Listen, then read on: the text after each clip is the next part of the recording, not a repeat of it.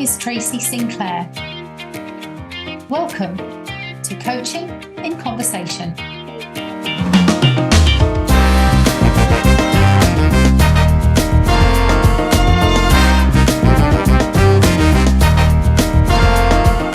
Coaching in Conversation is a chance to discuss and explore not just how we can keep developing and maturing as coach practitioners, but also to consider how coaching is evolving and its future potential and place as a powerful vehicle for human development in today's and tomorrow's world. I'll be sharing some of my own thoughts on these topics, and we will also hear from some great guests from around the world who bring their unique experience and perspectives.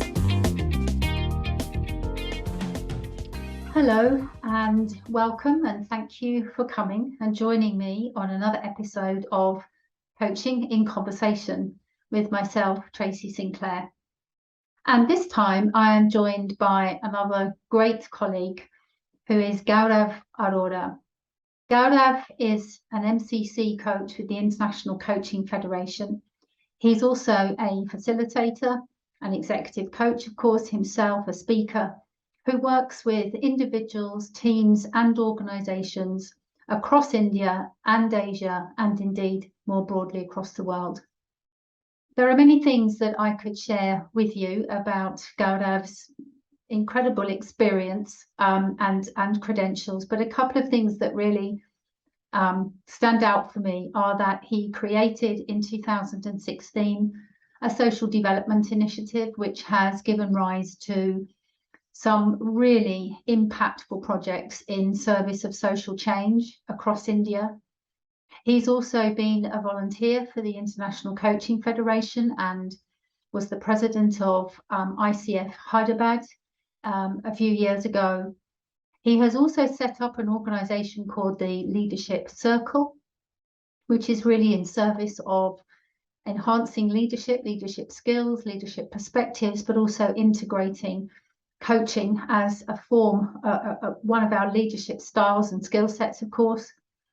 And then more recently, Gaurav has set up a very, very interesting initiative called the Coaching Conclave, which I can only describe as this amazing marathon almost of people coming together to talk about coaching under different themes, different perspectives, and really have those conversations back to back for really quite a few hours, almost like a marathon around the clock. And I've had the absolute privilege of being involved in that initiative for the last couple of years, and some of the conversations have been so interesting and so thought-provoking, particularly when it comes to a topic that's very close to my heart, which is really how could coaching evolve? How could coaching have an even greater impact on society and indeed humanity in our world today? So I have always enjoyed my conversations with Gaurav, and I really wanted to share one of them with you. I hope you enjoy, and thank you for listening. This particular episode is called "What Does It Mean to Be a Human Being?" Thank you for being here, and maybe just to start our conversation, would you like to share a little bit about what coaching meant for you originally? You know, what originally attracted you to this kind of work? Yeah, thank you, Tracy. Thank you so much, first of all, for this honor, privilege, and a pleasure. And what you mentioned, that all our conversations have been equally interesting, intriguing, thought-provoking, and impactful for me as well. And that's what I was talking to you earlier this morning, that we should speak more often, because all the conversations have not only helped me to become a better coach, but I think it has fed me somewhere to my deeper self. You may call it soul, you may call it core, you may call it the human that I am. So much gratitude to you for reaching out. Very interesting question you have asked me, Tracy. And the journey goes 15, 16 years back. You know, at times you just get lucky in life.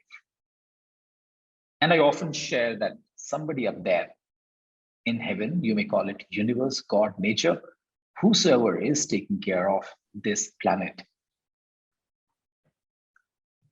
has been extremely kind to me, extremely kind to me. In Christianity, they may say Jesus. In Hinduism, you may call it self, Brahman, the deeper self, the higher self, whosoever that is, has been extremely kind. And as I mentioned, I've been extremely lucky in my life, be it the parents that I have been blessed with, the siblings that I've had or I have, the family that I have, my wife, my daughter, my friends, my colleagues, people that I meet, friends like you, professional friends, have been incredible in terms of their contribution to my life.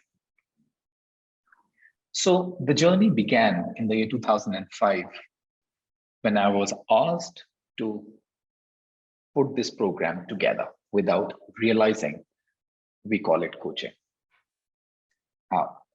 That was too early in India, very nascent stage. I used to work for a leadership development company. And they said, hey, there's a program called coaching. Would you be okay to put it together? I said, what do you mean by put it together? So we want 10, 15 people to come and attend this program. I said, okay, let me give it a try. And that's where I was instrumental in putting together the first coach training program that happened in this part of the country. And least did I expect that after 17 years, I'll be eating, breathing, inhaling, sleeping, drinking, eating, coaching. And now my friends make fun of me. My family makes fun of me, and they say, you know what? If we cut you, you're going to bleed coaching now. That's the kind of relationship that I've been able to develop with coaching. So I think it started with a fluke. Experience a sense of deep passion into that. Is it my purpose? I'm still exploring it. Because the term purpose itself, I'm exploring, I'm looking at the word purpose from different perspectives on day-to-day basis. Am I having fun in this industry, in this space? My answer is yes. And I'm loving it every moment, every day, every week, every month, every year, for several reasons. And as we walk this path in this conversation, I'll be more than happy to explore and unfold those chapters with you. Yeah, that's a abridged version of where it began and where it is. Well, thank you for sharing that. And it's interesting because you and I have already highlighted this morning when we were speaking earlier how some of our experience or our pathways seem to be somehow coincidentally, if coincidence exists, aligning. And your story is somewhat aligned to mine as well, because I also came into coaching, perhaps one might say by a fluke, and it was also in 2005. So exactly the same year, where I had, up until that point, I'd had a broad spectrum leadership development business for the previous 15 years before that.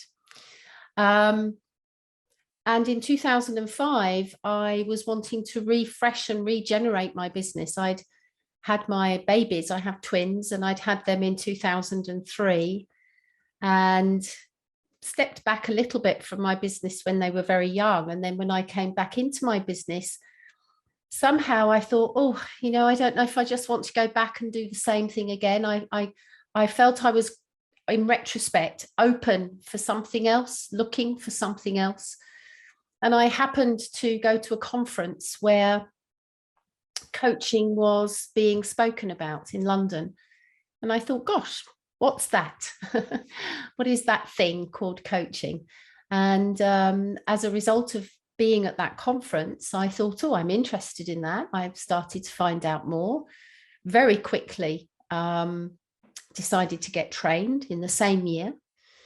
And the rest is history, as they say, because very, very quickly I moved my business from being a broad spectrum leadership development business to a coaching business. I mean, literally, I would say within 12 months, everything just switched across.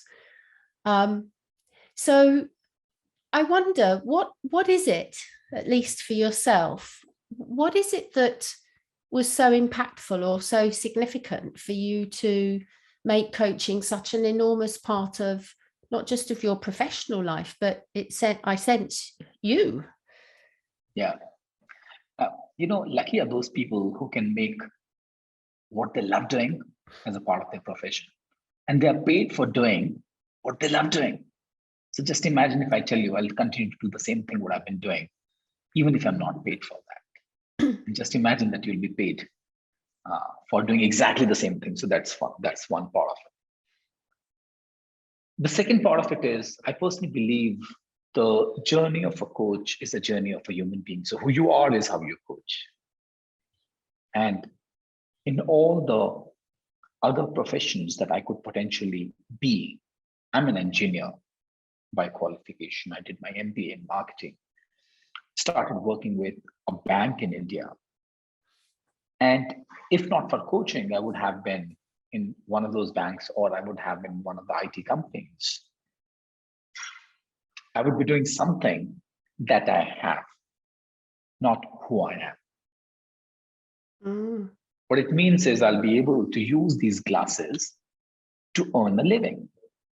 I'll be able to leverage a set of classes that I have to earn a living for myself. Instead, what's happening right now is who I am, and I've been able to utilize that in several ways and forms and shapes. One is it allows me to be fair to say a better version of myself, I don't know, but it allows me to watch myself, who I am, how I show up in different situations, how I show up with different people, how I deal with different circumstances. So it allows me to watch myself, right? And operate from that being. And when I operate from that space, there's no disconnection that I experience in this world.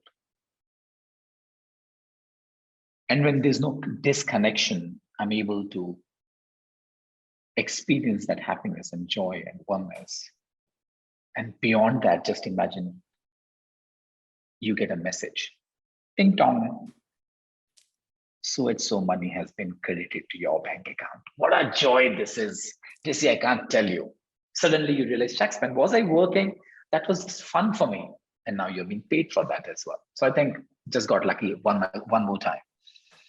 And it's interesting that as you describe what you shared there was really giving me a sense again of another parallel to our experience, which is how you were describing how the process of you engaging in coaching and as a coach practitioner invited you to self, to whether it's to self, to soul, to spirit, whatever vocabulary we want to give to this. And my story is very similar, actually. And it really it crystallized for me in 2020, because in 2020, or possibly 2019, when I started going through the mentor coaching process towards my MCC. And I'm smiling now because it feels quite silly to say I had quite a shock in that. My biggest realization when I was being mentored towards my MCC application was how my growth in that way towards being an MCC was about my own growth as a human being.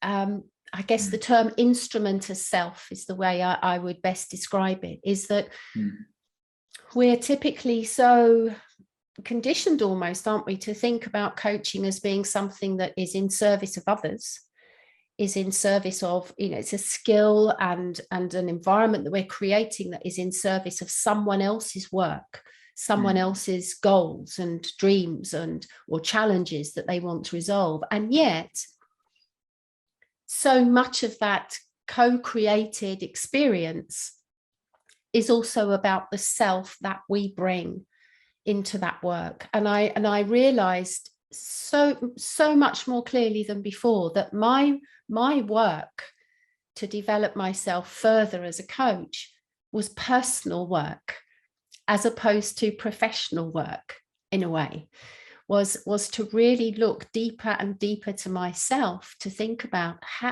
not just how am I being with this other person, but who am I being? And of course, that took me down the most beautiful white rabbit hole, as it were, which I'm still on, I'm still inquiring. So I don't know how that resonates with your experience, but I noticed that I'm going into self more in order to think about how I can be with others. Yeah, it resonates with me. It resonates with me 200%, Tracy. And especially when you spoke about the journey is still on, because it's a spiral journey. Every time when you take a turn, you realize that you're coming all the way down to where you started from without realizing that we have already elevated the game. And on one hand, as you mentioned, that you use the word instrument, I use the word conduit, I use the word flute. And I say that how it's extremely important for me as a coach to be a flute so that the other person can blow and listen to his or her own music. How lovely. And the melody of the music depends on the hollowness that I bring in as a coach. It sounds very easy, and it's extremely difficult because in my case, I can only talk about myself. There's so much that I've been filled with, my own reactive patterns, my past, the tendencies that I picked up from my past, from my ancestors, from the lineage where I come from. And thus it becomes extremely difficult for me to empty myself. And the more closer I go to coaching, the more I realize that coaching and life are synonymous. If only I can understand life well, I'll be able to understand coaching well. And the moment I ask this question, if I can understand life well, another question that shows up for me is, where is the need to understand life if you can only live that in this moment? Perhaps, isn't that what coaching is? Just to be in this present moment rather than understanding this. So these are the questions that I've been pondering on for quite some time and reflecting on them. Either I would read something, I would listen to something, I would watch flowers, I will notice nature, the trees and the mountains, and then I would notice this nature, the nature. I am a part of this universe. And I start to wonder. So every time when I wonder, I've got more questions than I have answers. So yeah, totally resonate with you that are we tapping into the true essence of coaching, or are we tapping into the true essence of life? And what does that mean? Yes, most definitely. And so many things that you've shared there are firing off so many thoughts for me. But one of the things that was sticking with me there was this idea of the spiral and how we can feel as though we've made some progress with something, only to then realize or feel that we're actually back to where we started. And one of the things I notice around that, because I am, of course, an absolute work in progress in all of this. I haven't achieved any great level of mastery. I don't even know if that exists, in fact, and even if I aspire to that, but I feel as though I'm just growing and learning. And in some ways, I experience it as quite rejuvenating. And there's a comfortable and a less comfortable experience sometimes in that. The rejuvenating aspect is I feel almost childlike sometimes, that something bigger, something different, something new has opened up that I don't yet understand, almost like a whole new world of possibility. A dimension of awareness, a dimension of understanding of what it is to be me, which is exciting and playful and almost fills me sometimes with wonder when I get what I call wisps of awareness, almost like a feather of awareness floats by me, and I think, whoa. But then the moment you try to grab the feather, it flies away. And one of the big things I'm learning is to let go, to surrender, to let go of the need to know, to let go of the need to understand my experience even, but just let it be, allow it to emerge. And of course, that also then can lead to the uncomfortable side of this, where my ego, I guess, will come in and say, well, why don't you understand? Are you stupid? You know, at your age, you ought to be able to understand this. You ought to be more developed. And it's just a very interesting tension, how I can find myself at times really engaging perhaps with the deeper self, the higher self, whatever we want to call that. And then it's elusive. And I feel as though I'm grounded back into, I guess, into a more limited thinking, a more limited experience. But what I am noticing, actually, even as we're talking now, my realization is that at least I'm noticing when it feels limited, which in the past, I would say I haven't necessarily experienced, because I would be almost unconscious to that, almost asleep to that process. Yeah. You know, as you said, that I was almost asleep to that. And that's where I often talk about that in the best gift that you can give to yourself or to others is the gift of self-awareness. And awareness creates possibilities. It opens up new realms of possibilities, as you're talking about. And you're saying, as you have started to notice yourself, new realms of possibilities have started to open up. At the same time, in the initial part also you mentioned, and I was wondering, what are those situations and instances in my life where I would feel suffocated, since we are talking about tapping into the essence of coaching. I believe every time when my self-expression is getting compromised, I will feel suffocated, because expression is one of the basic desires of a human soul. And that's where the ego comes in, and ego would try and control things. And every time when there's a control, the surrender goes out of the window, because I'm not willing to listen to the universe. In Sikhism, there's a term called hukum. Hukum says, hukum means complete surrender to the universe. It's like a drop of water who's willing to surrender to a waterfall. It's like a fish who's willing to surrender to the river.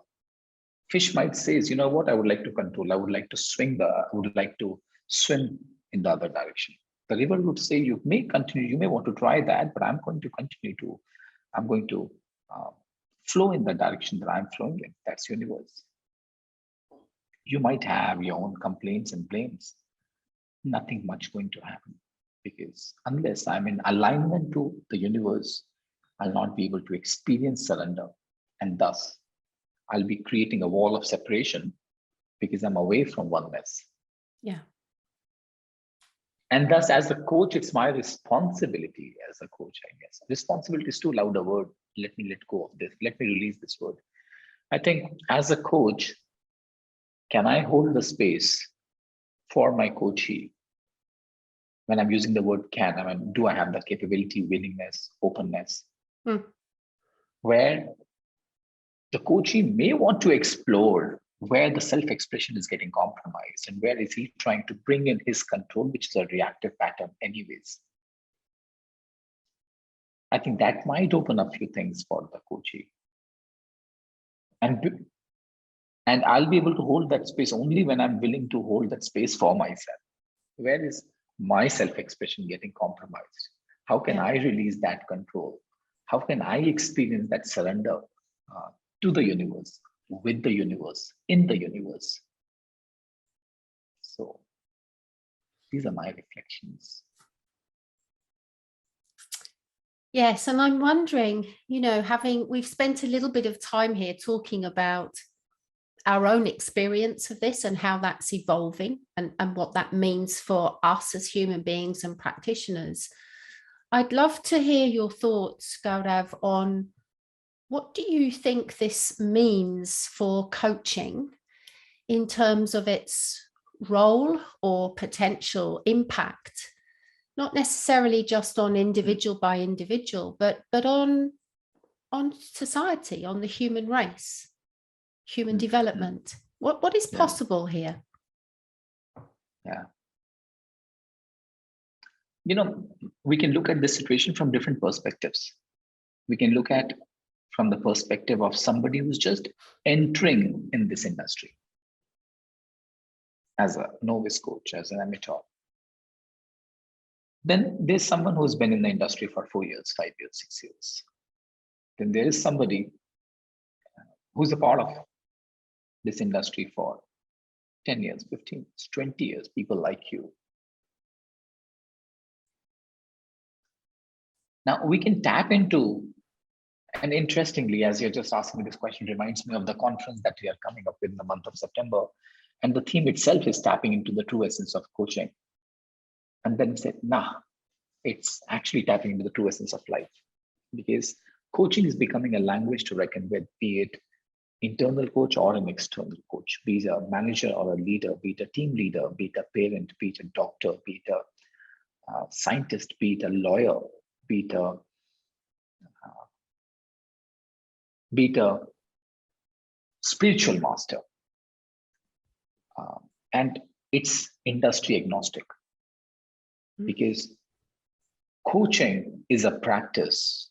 It's a practice of connecting with the other person at heart-to-heart level, where the conversation allows the other person to declutter,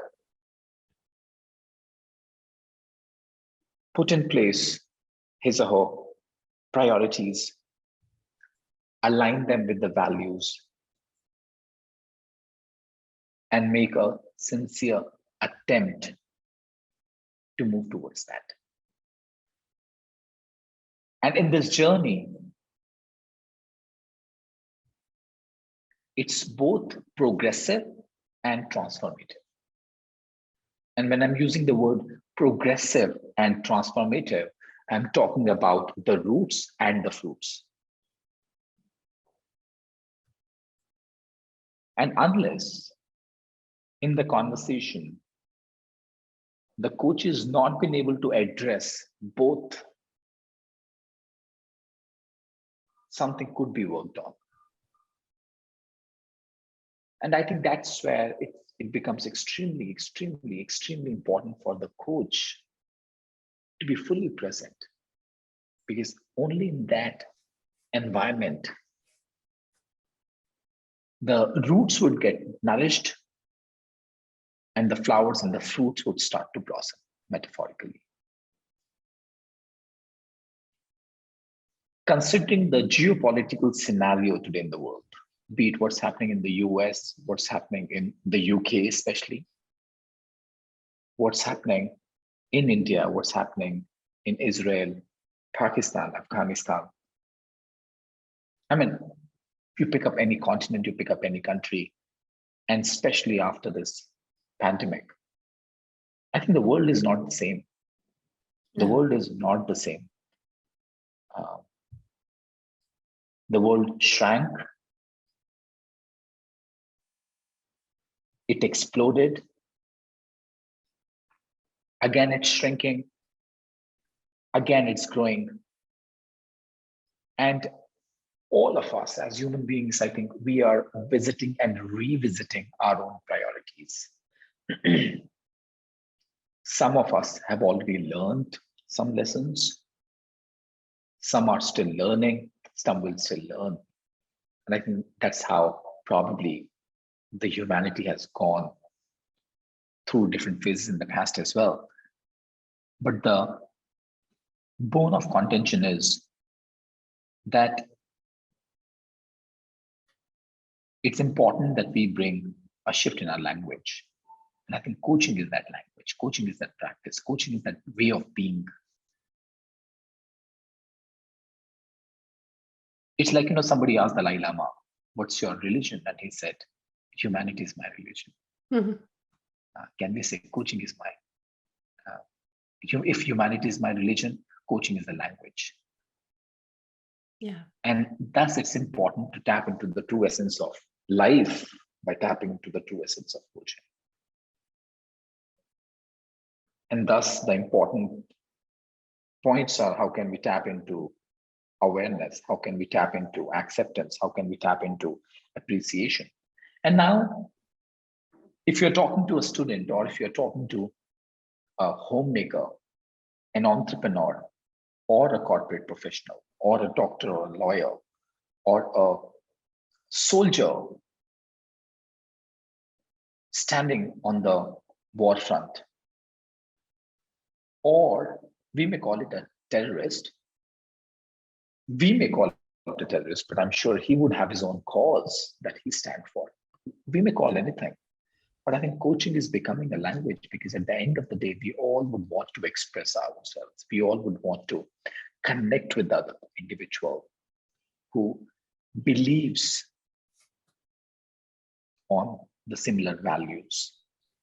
All of us would want to make a contribution.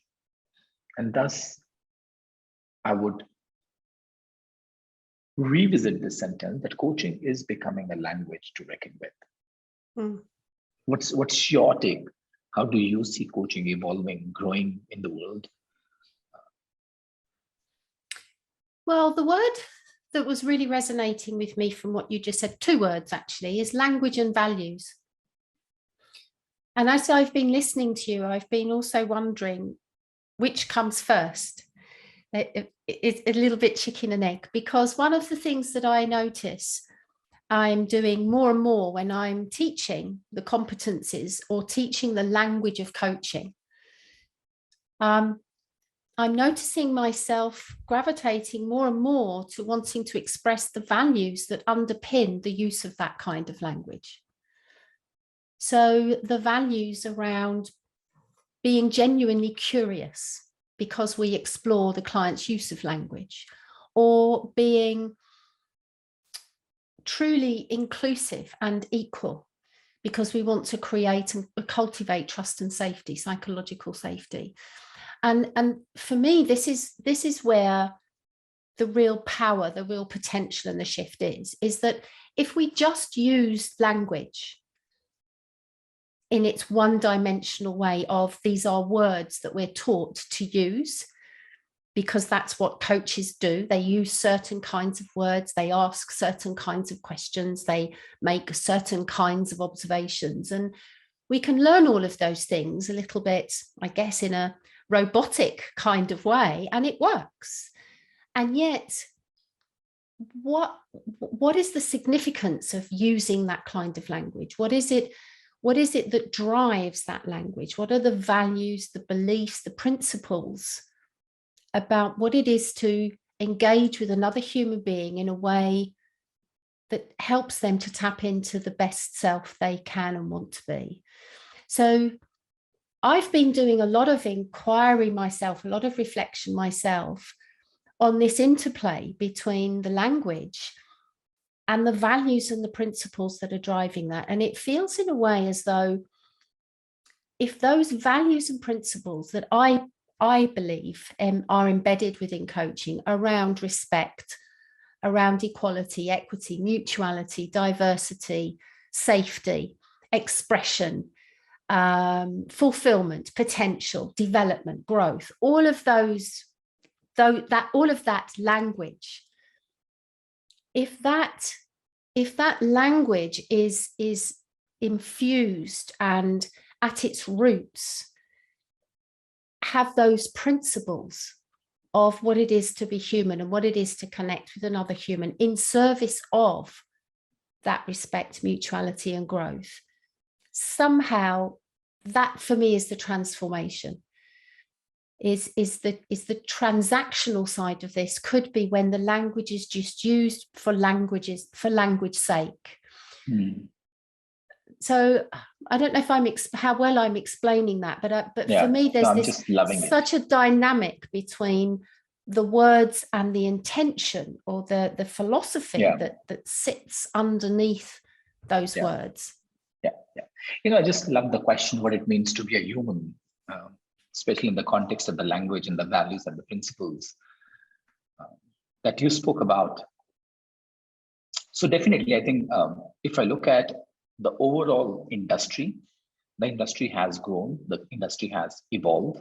At one point in time, coaching was considered as a remedial tool, which is not the case today. At one point in time, language was the only medium to share the information,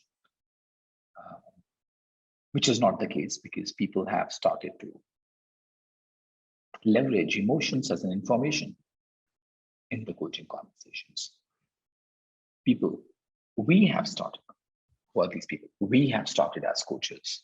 We have grown, evolved as individuals, and we have been able to leverage somatic experiences as information to bring that necessary shift in that conversation. As you spoke about a coach as an instrument, and that's a complete embodiment of language, emotion, somatic experiences, values, principles, purpose. And that's where it's extremely important to bring the whole self in a conversation. A friend of mine, she does a lot of work in the space of Gestalt. You would know Dorothy. She speaks about bringing the whole being in a coaching conversation. So that's one part of what you spoke about. The question that you ask is, what does it mean to be a human? I think that's $1 million question. A few days back, I was watching this movie. It's known as Major. And in Major, it's based on a real scenario. It's based on an attack that happened in India, in Mumbai on 26th of November, 2008.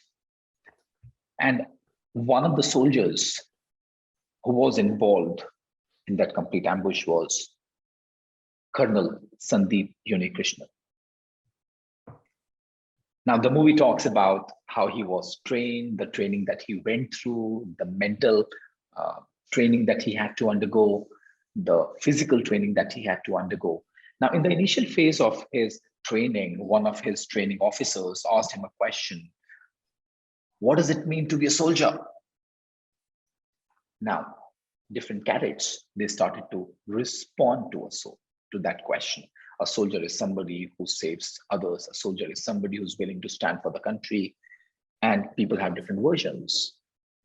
And the training officer was looking at Sandeep Unikrishnan, and he was crying. He said, Sandeep, what's your response to that?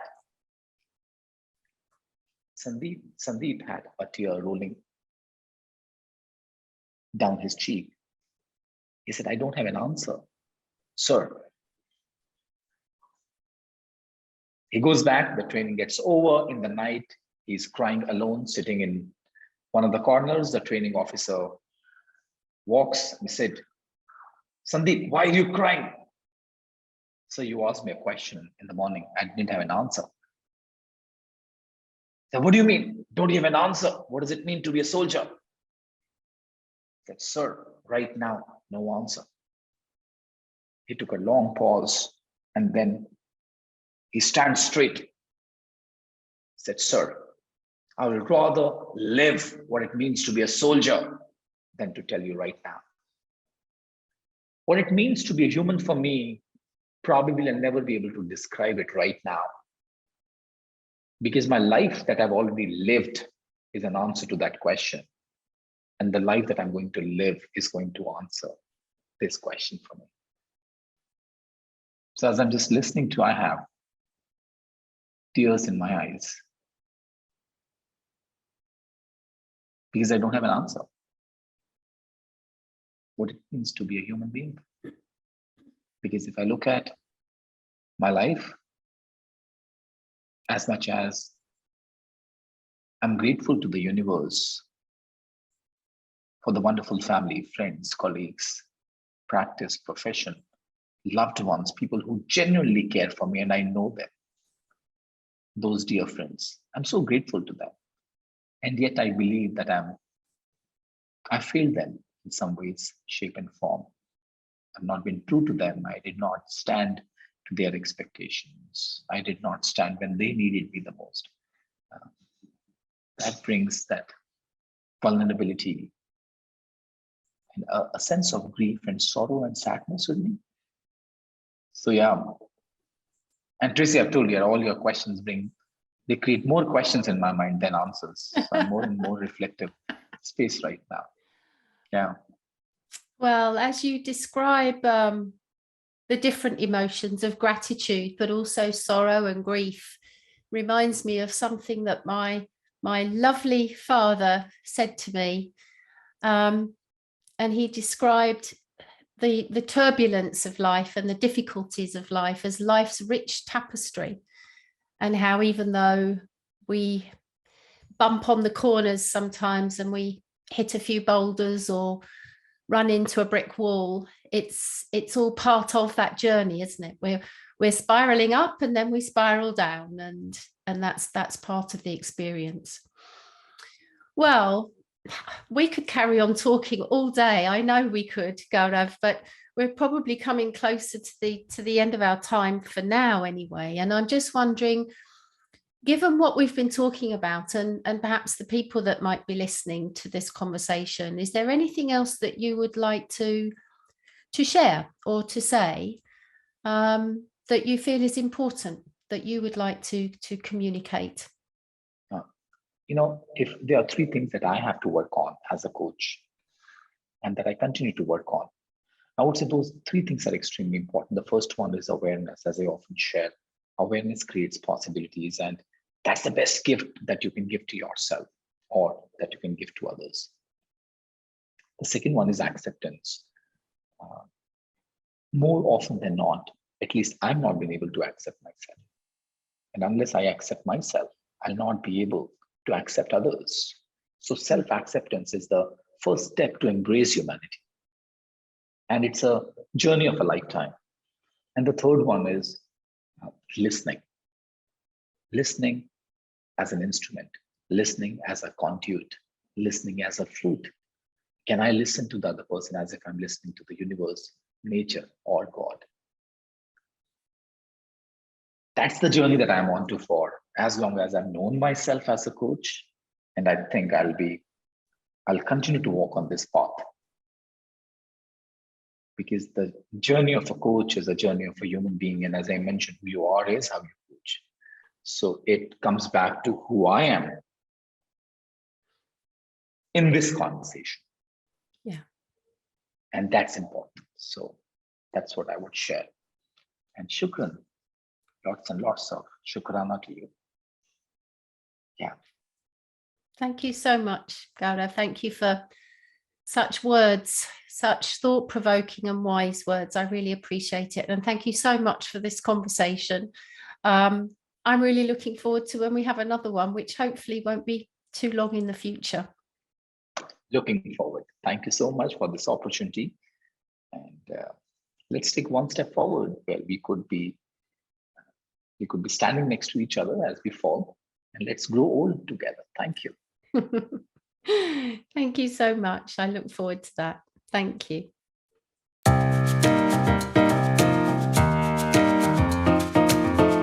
have been listening to Coaching in Conversation by Tracy Sinclair, a podcast aimed at exploring how coaching is a vehicle for human development in today's and tomorrow's world. You can learn more about coach training and development at tracysinclair.com and follow us on social media. If you enjoyed this podcast, please leave a rating and review, and also share it with your networks to help us expand our reach. Thank you for listening, and see you next time.